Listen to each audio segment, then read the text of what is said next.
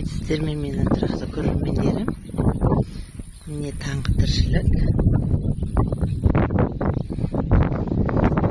Осылай ұйықтап тұрғаннан кейін маңайымызға обзор жасаймыз деп. Міне жылқылар су ішуге келіп тұр.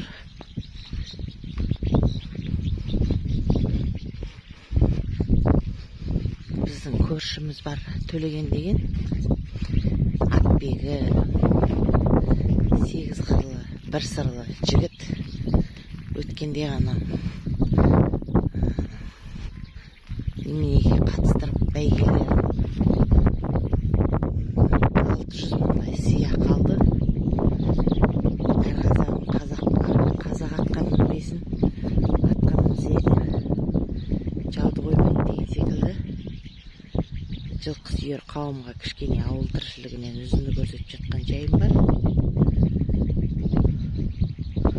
Бізде күндіз жаңбыр, мен тауықтың, құстың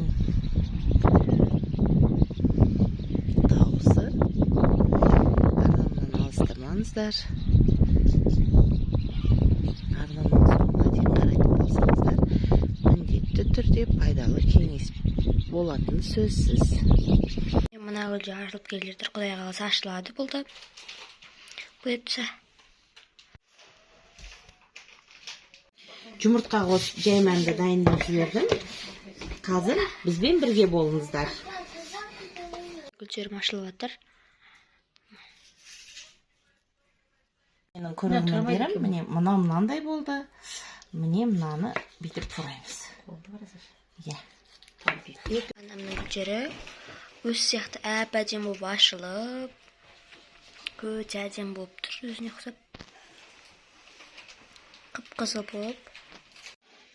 Құрметті менің көрермендерім, дастархандарыңыздан ас үзілмесін, әр қазағым бай болсын, рухани бай болайық.